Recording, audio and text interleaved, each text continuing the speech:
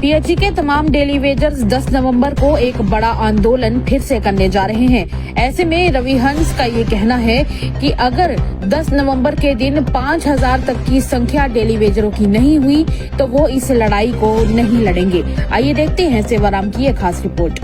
कल assembly session देखकर हमें ये विश्वास हो गया कि उमर सरकार की नीति पिछले 11 साल पहले 2014 में भी यही नीति थी। इसी तरीके से डेली वेजर के साथ 2014 में भी उमर सरकार ने कमेटी बना करके अंत में धोखा किया था और वही रिपीट जो है वो कल असेंबली के अंदर हमें देखने को मिला। पिछले सेशन के अंदर उमर साहब ने कमेटी कॉन्स्टिट्यूट की थी डेली वेजर के मुद्दे को लेकर के, जिसको 6 महीने का टाइम बाउंड किया गया था कि वो 6 महीने के बाद कमेटी रिपोर्ट सबमिट करेगी।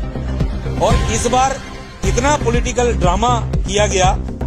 वाहिद परे जो पीडीपी के एमएलए हैं उनकी तरफ से एक बिल इंट्रोड्यूस किया जा रहा था असेंबली के अंदर और उसको काउंटर करने के लिए नेशनल कॉन्फ्रेंस के एमएलए के द्वारा बिल इंट्रोड्यूस करवाया गया और असेंबली के अंदर फिर अपील कर दी गई उमर साहब की तरफ से कि बिल को आप विड्रॉ कर लो ताकि उसके ऊपर वोटिंग ना हो और वाहिद परा के बिल को जो है काउंटर किया जा सके। अब मैं उमर साहब से एक सवाल पूछना चाहता हूं कि आखिर चीफ मिनिस्टर की कोई वैल्यू है या नहीं है? आपका प्रोटोकॉल चीफ सेक्रेटरी से बड़ा है या चीफ सेक्रेटरी का प्रोटोकॉल आपसे बड़ा है? आप असेंबली के अंदर बयान दे रहे हो कि चीफ सेक्रेटरी साहब की क़यादत में कमेटी बनी है, लेकिन आप ये भूल रहे हो आपने उस कमेटी को मात्र 6 महीने का टाइम दिया था और टाइम 7.5 महीने हो चुके हैं। आपका अंडर रूल ये बनता था आप उस कमेटी को तलब करते और पूछते कि आपने टाइम बाउंड मैनर में क्या कार्रवाई जो है वो डेली वेजर के हक में की है। लेकिन अफसोस इस बात का हुआ कि उमर साहब ने तो राजनीति की, लेकिन जो हमारे विपक्ष के एमएलए थे एक भी एमएलए ने ये सवाल नहीं पूछा कि आफ्टर ऑल कमेटी ने 6 महीने में क्या काम किया।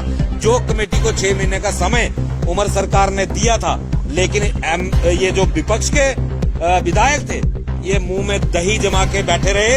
इससे ये साबित हो गया जो 4 दिन पहले राज्यसभा इलेक्शन के समय वोट चोर का नारा चला था, मैच फिक्सिंग का नारा चला था, वो बिल्कुल सत्य साबित होता है क्योंकि कहीं ना कहीं विपक्ष ने भी सत्ता पक्ष के आगे सरेंडर कर दिया।